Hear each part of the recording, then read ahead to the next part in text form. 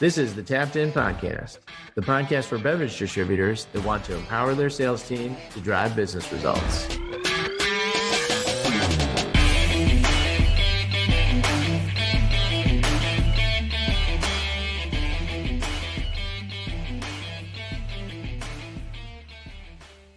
Listen up and welcome back to another episode of the Tapped In Sales Podcast, your podcast for beer distributors by beer distributors. I'm one of your many co-hosts, Bud, here with Moneyball Ross and Magic Mike, or Data Mike, or whatever else we want to call him at any given moment as well, Mike.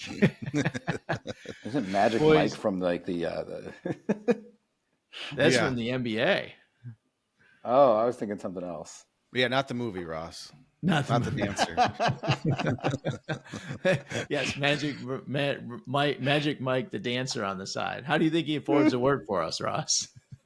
We might have. Certainly isn't based on what we pay him. Yeah, if you keep calling me that, we might have zero turnout for our seminar at NEWA. People are going to think I'm dancing on the stage, and you're like, no, That's we're not good. True. That's not good. But he's here for the 8 a.m. crew, right, Mike, out in Vegas? Yeah, yep. I'll just stay up all night. It's fine. Oh, I love it. I love it. Well, we are back with another episode. We got a full docket today. One of the main topics we wanted to talk about is kind of beyond black and white measurement and the nuance of what grows profit. So in our little industry, in our little slice of the world, we are incredibly excellent at focusing on things that are super easy to track and super easy to understand. Things like cases sold, if you're a brewery, barrels sold, top line dollar revenues in terms of revenue generated. We could also look at GP per drop or overall gross profit. Or Mike and Ross, you guys could name 100 other metrics that are hard metrics: cases per hour picked, number of stops delivered per hour, number of minutes per stop. All of these things that are like super hard and super firm numbers, right? We can get them right out of our accounting software. We can get them right out of our time tracking tools or whatever else we're measuring for that. But one of the more nuances out there, because it's a little more hidden and it's a little more difficult to understand, is something that we do spend a lot of time talking about, which is GP per CE. And I wanted to kind of pick at and kind of double click into, if you start to talk about something, even if it's nuanced, can you organically start to improve it? And basically the idea of, if you inspect it, will you inspect what you expect? And if you start to inspect it, can you organically start to move the needle on it? Go, Mikey, go. Were we supposed to chip in there? Were we supposed to pick up what you were putting down? I think we're just at least leave them hanging. Leave him hanging. This is the chip in part. Yes. Awkward silence is best. Are we supposed to be helping you? Yeah, we were just listening.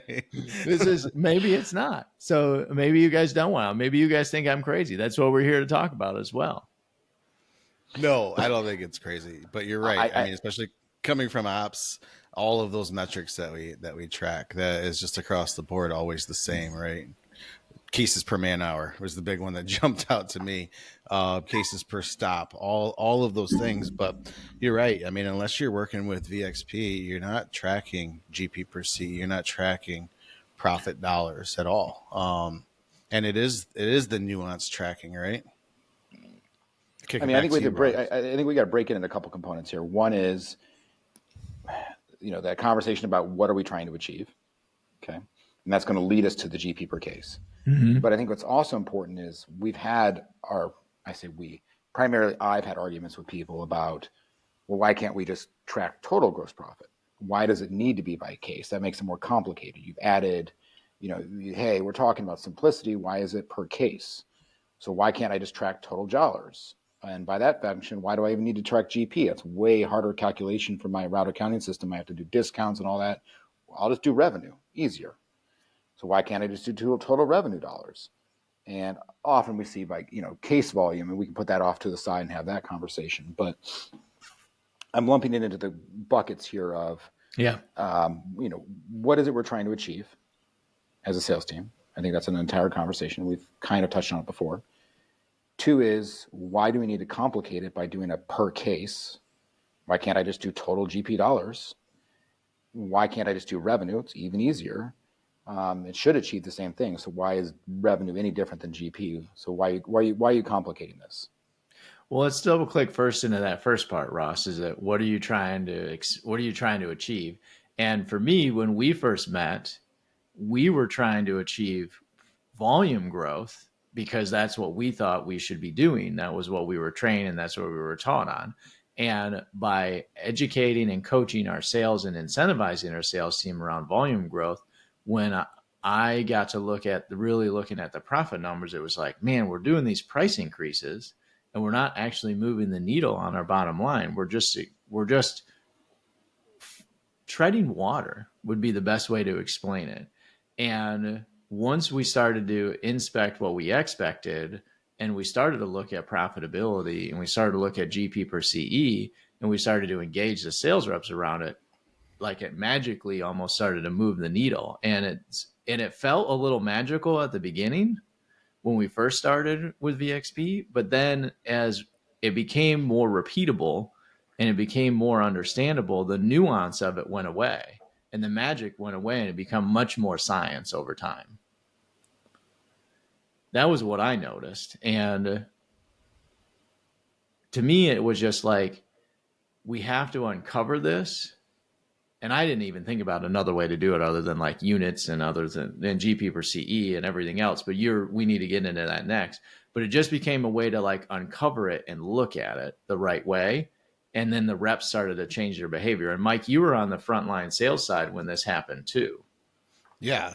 Yeah. And, just to add to that too, I mean, the sales department has leaned on volume as a proxy of success forever, right? And that's all we've ever measured. But volume only thinking really only rewards moves that kill margin. We're moving boxes. What kind of boxes? Usually the boxes that move the best, the easiest to move, and they're most likely the least profitable boxes. So to take a line straight out of your box, I feel like we should all have a t-shirt with our catchphrase. Ross is, what are we trying to achieve here? Buds is activities for activity's sake. And mine could be the decoder ring. But I think to take a line out of your mouth, Bud, is that activities for activity's sake? Are we just moving boxes to look great on a spreadsheet, to look great on the scoreboard, right? And are we rewarding and measuring the heck out of the wrong thing? Yeah. It reminds me of one of the things that Charlie Brown said in a past podcast from, I think, episode 59, where he said in the past, and maybe we'll grab his clip and drop it in here. In the past, success looked like how many cases of beer I sold in an account. Now it's how many dollars I can move through the account. And not just sell in the back door, but actually move through the front door and get it out there. And that whole look of success is the way he described it from his team. Yeah, absolutely. And if you don't have profitability or GP per CE on the scoreboard, it's never going to be in the playbook. And that takes me back to just when, and I don't remember how deep we were into or how many years we were into VXP, but back at our operation, and we picked up Poppy, right? And typically a brand like Poppy, especially myself and Tom, we'd be like, oh, really? This isn't going to sell. What the hell are we going to do with this? Store it? Like, well, who's drinking this stuff, right? Little did we know back then of how popular it was going to be. But instead of taking that road and like, how are we going to sell these? Right? There's no volume here. What are we going to do with it? Our minds were already on profit. And when we looked and we saw what the profitability was on that package, we went on a tangent. This stuff should be everywhere, right? This stuff should be in every store we can cut it into in the alternative for sodas. But it really, like I said, if it's not on the scoreboard, it's not in the playbook. If you're not measuring it, then why are you even out there trying to execute it? You're not. All right, so pivot over to that, Ron Ross. One of the questions that you're great at always talking through is like, why do GP per CE? Why complicate it? Why not just do top line dollars and revenue? Why not just do whole gross profit dollars? Or why not do you know what? We should just do this by the unit, right? Like it's just so much easier to do it by the unit. If we're the GP per CE thing, it's just so confusing. Well, you got to break that into the two parts, right? We can't do it by unit because the unit volume of liquid for a half barrel and a 6 barrel is completely different. So much bigger. And it's a great way to think about it. I love the half barrel, 6 barrel, because are you really going to change the amount of liquid flowing through the bar by having a half barrel versus a 6 barrel? It's underneath the bar, you can't even see it. So no, you're going to have to change out the 6 barrel more often than you have to change out the half barrel. So you're better off having 3 taps of 6 barrels than 1 half barrel on tap. Assuming those 3 6 barrels are yours, assuming the half barrel is yours. Well, you're way better off with a 6 barrel because on a per liquid or per unit or per equivalent amount of liquid, you make a lot more money as the distributor with the 6 barrels. So are you better off selling the bar on having variety and selling them 3 6 barrels? Consumer wins, has variety. You, the distributor, win, make more money per unit volume. Only person that loses a loose term here, but the retailer obviously makes more money per unit volume by buying in bulk with a half barrel. But again, my t-shirt, right? What are we trying to achieve? We're trying to maximize. We don't work for retailers. We're trying to maximize our profitability first, right? And then we have a secondary responsibility to the customer and the retailer. And I would say the customer wins, distributor wins, taking care of number one, which is, where your paycheck comes from, which is you. And the retailer doesn't lose either. No, that's one of my soapbox rants, 6 barrels versus half barrels for so many different reasons, but there are so many more, in my opinion, benefits for a 6 barrel for the retailer than there is for half barrel. Unless it is a high volume, they're cranking out a couple half barrels a week of that same brand. But when we shove a half barrel in and we don't even know if it's going to work, we've just tied that line up for a long time. And the retailer lost too. Not only did we lose as a distributor, the only person that really won was probably the supplier that would never have sold 3 6 barrels of that brand because it just didn't work. But now that line's tied up, and us as a distributor, we can't put something else on that's gonna move faster. The retailer can't put something else on that's gonna move faster. If anything, we irritated the retailer, and we might not get that knob back when that half barrel finally drains. So yeah, there are, I think, a lot of benefits too that we could sell in. Also knowing in the back of our mind that this is definitely more profitable for me on a CE per GP per CE basis. Ross, I also love you. Oh, go ahead. Sorry, go ahead. No, fire, Ross. I was going to answer part 2 of your question, which is perfect. Keeping with our 6 barrel analogy, I could have 3 6 barrels that have the same price to the retailer. But and again, from a revenue basis, all 3 of those options are equivalent to me as the sales rep based on the way you're incentivizing me. So even if I'm doing a revenue per case equivalent, I'm not saying you are, or revenue total dollars, I would look at those 3 6 barrels equal to each other. When I expose GP per case versus revenue, now we see something else. We get to also see what the incremental profitability of each of those units is. And what's behind that is the laden cost that we paid for the 6 barrel.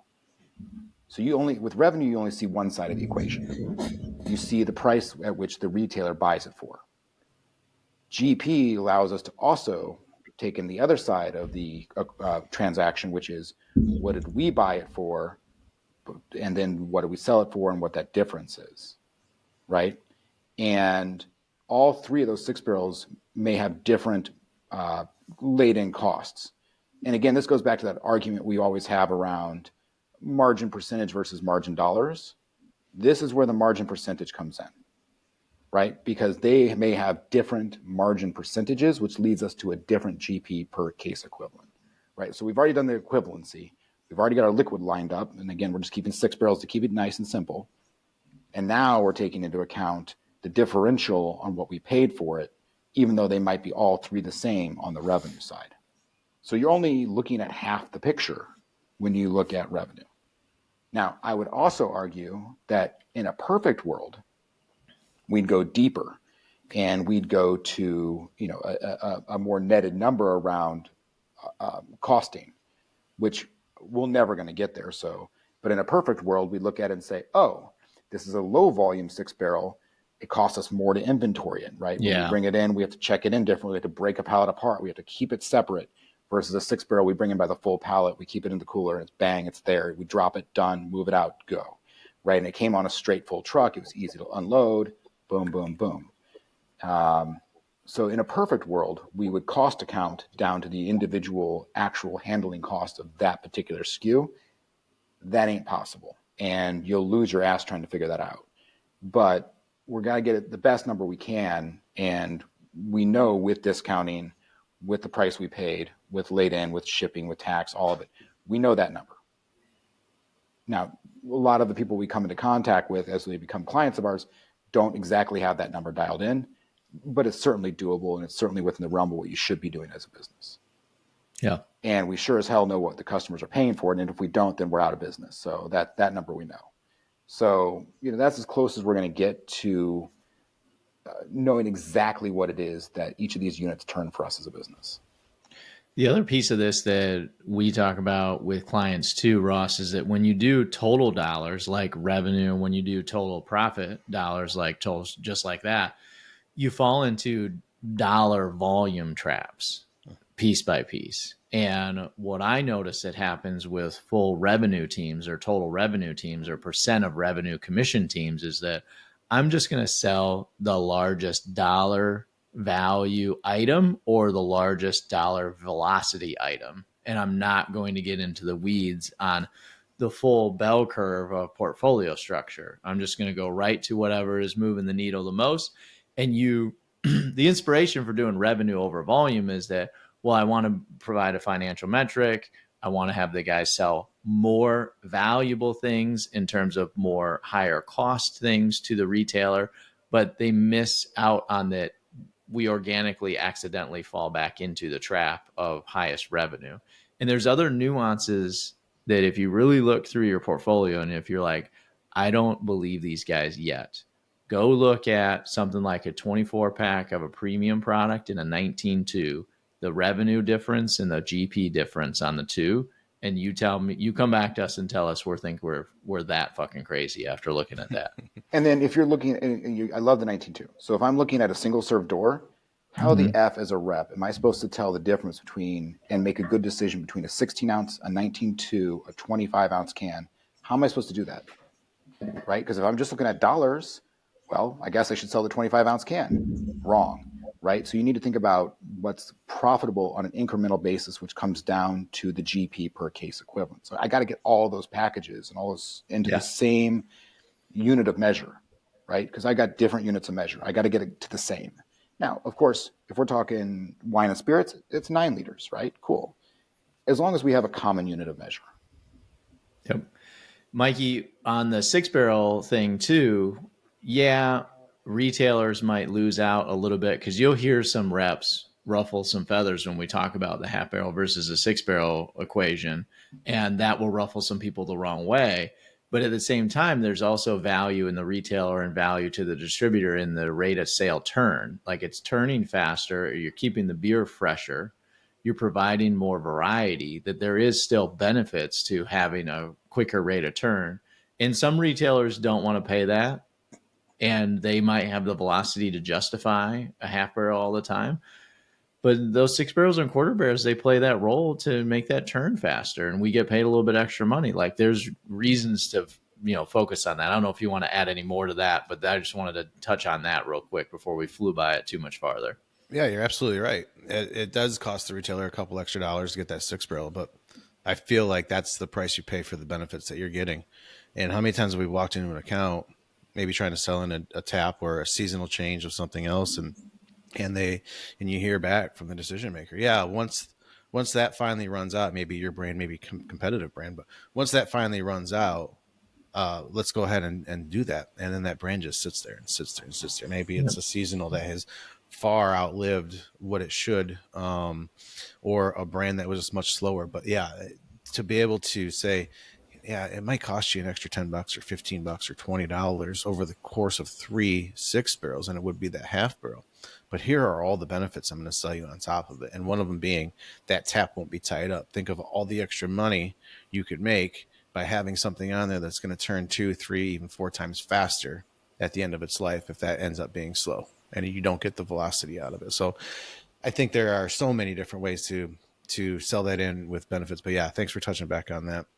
No, I think this is important because I think that there's probably some people listening, if they're not clients of ours, that are yelling at the screen or yelling at the podcast or at the screen, saying that's wrong. Why would I trade a 30 pack that makes me this much money for a 12 pack that only makes me this much money? Mm-hmm. Why would I do that? I mean, how you're going to tell me that the customer is going to, pick up more than just a 12 pack, or they're just going to walk out with a 12 pack that's less money? So what's the argument? It's all about the unit of measure that's going to go out the door. And to me, it's always on, and that was a great pivot to moving towards off premise, because we talked about the kegs Mm-hmm. in the on premise world. Into off premise, I'm always the guy who wants to augment profitability. So if you have 100 cases on the floor at any given retail, and that's what you've kind of found as a nice balance in terms of rate of sale at the retailer and turn and everything else, old school thinking would say just put the largest packages out there and the ones that move the fastest. So that would be the design.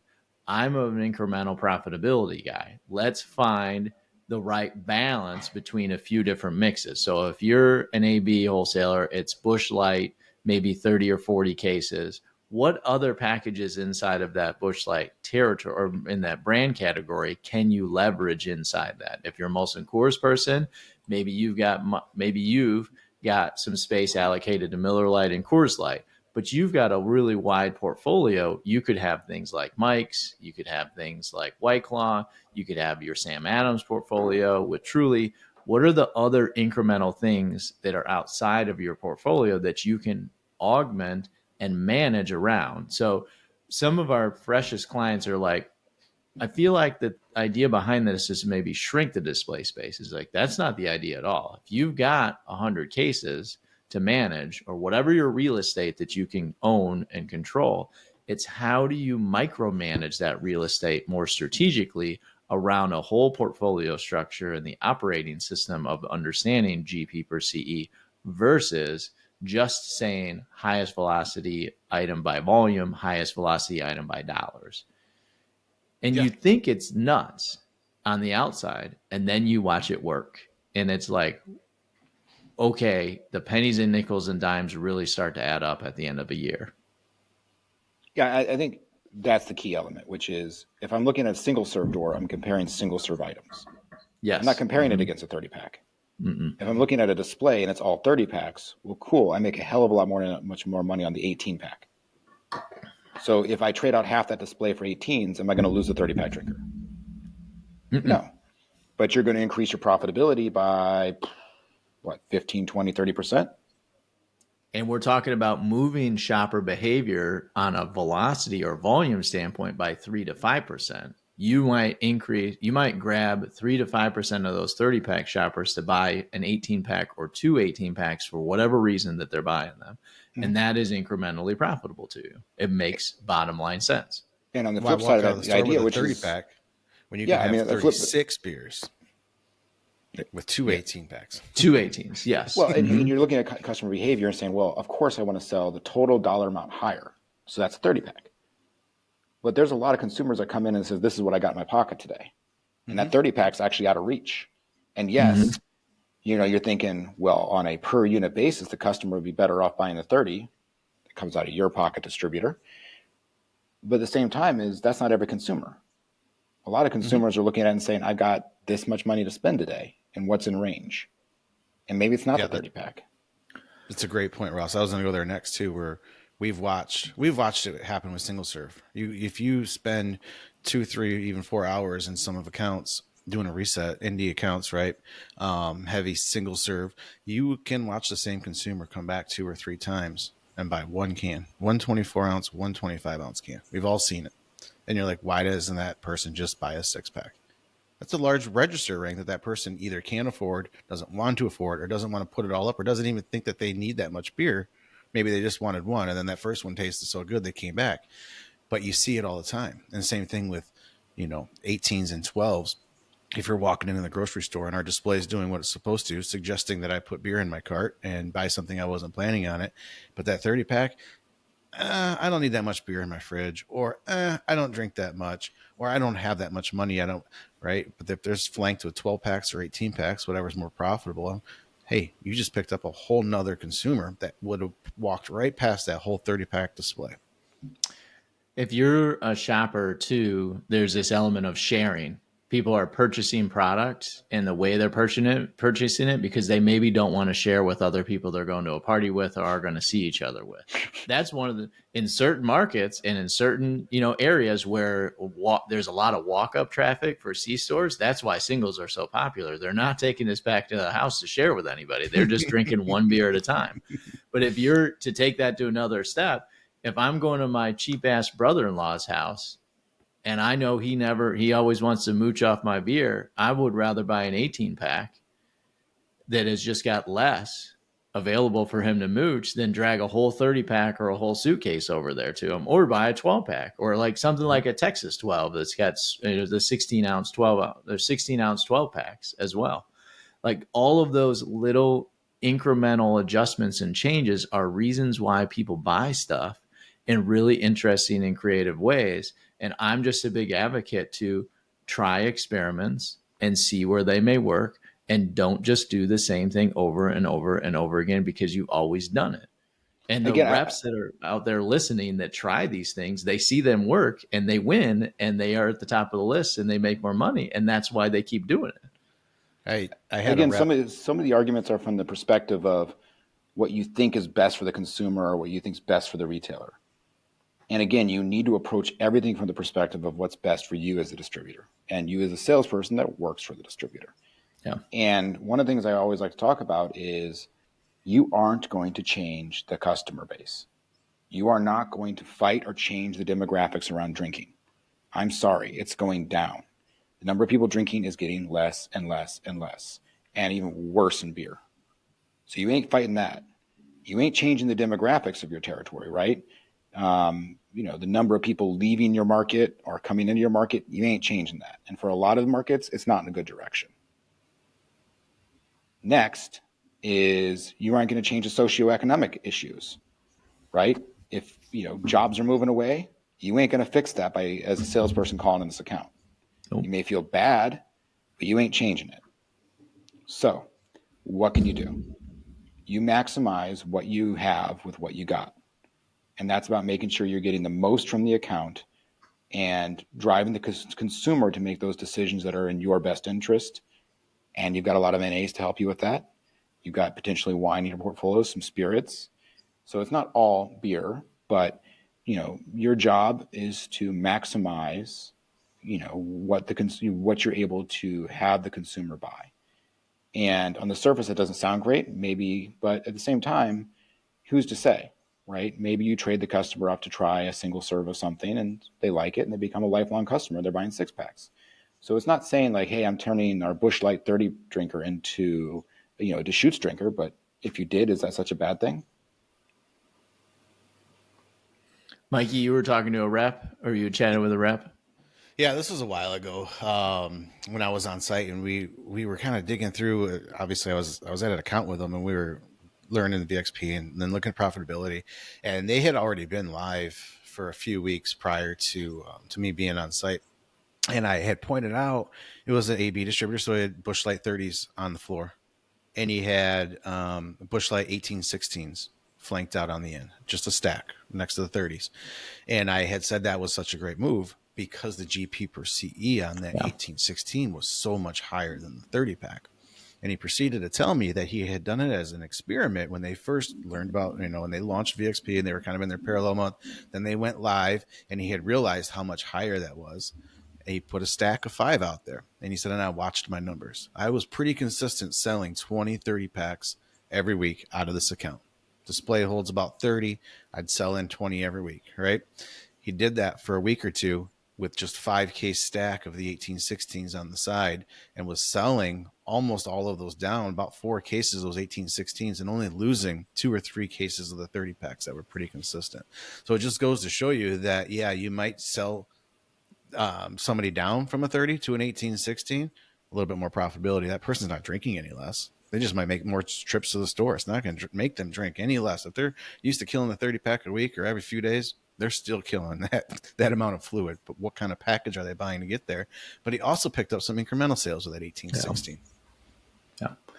It's just little tweaks. There's little things. They're messy metrics. I can understand why they're messy, but the more that you look at them, the more it starts to make sense, and the more you kind of see the matrix through the field here. So, like, coach the nuance, shine a light on it, and you connect the dots back with teams as to why these things are happening the way they're happening.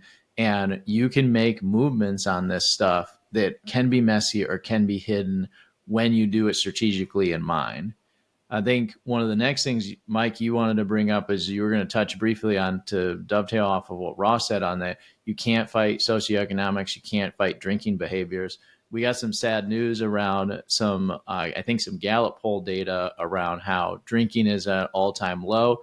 To me, this is just a big pendulum thing where we're just swinging in this direction. It's unfortunate that we're swinging in the direction too. I don't have a lot of alarm bells about it, but it's a big headwind for the industry right now as well, right? What'd you learn, Mikey?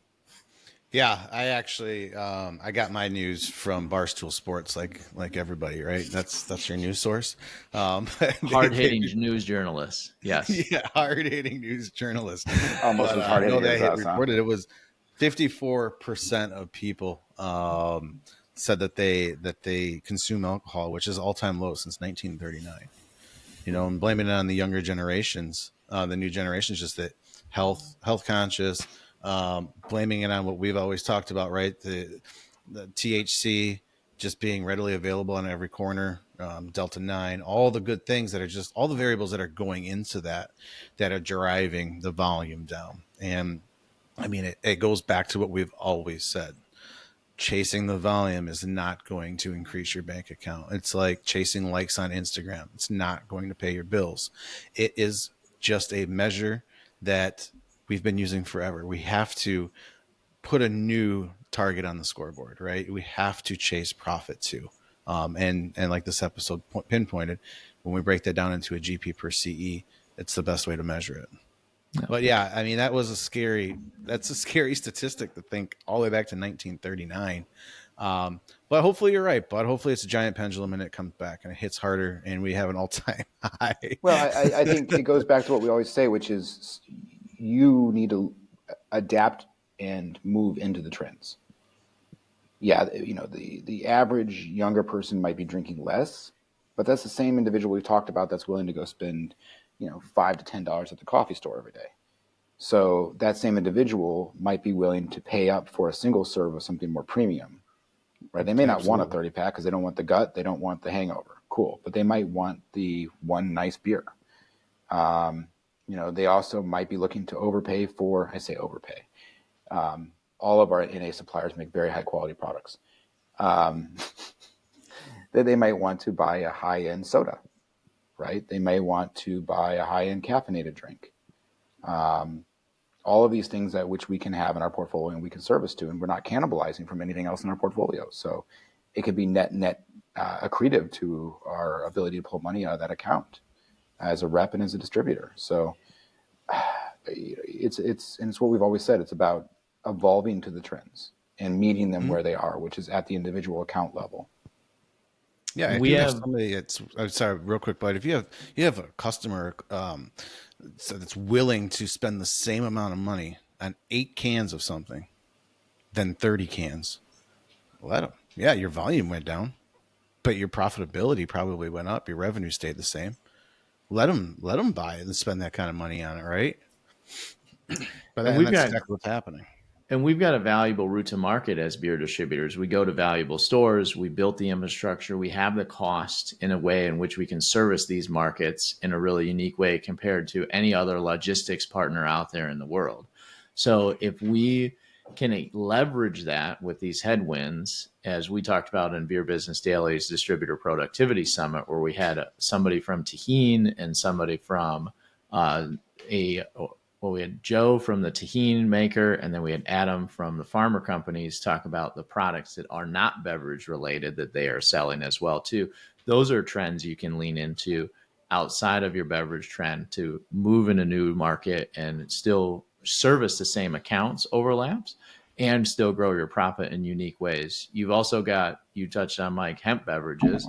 Little shout out to Ian Dominguez on that world. He and with his fund Delta Emeralds Ventures participated in a raise with Uncle Arnie's. I think this was fun to touch on because Uncle Arnie's is one of the largest THC and cannabis beverages in the world, in the US right now, and they raised a $7.5 million Series A for strategic growth and an eye towards their next phase of expansion. So congratulations, Ian, on getting that deal done. That's a big deal. And we're going to see more deals like this as that market tries to become professionalized and grow. And who knows where the regulations goes too. Trump has said he wants to deschedule it or lower cannabis and THC down to a different schedule.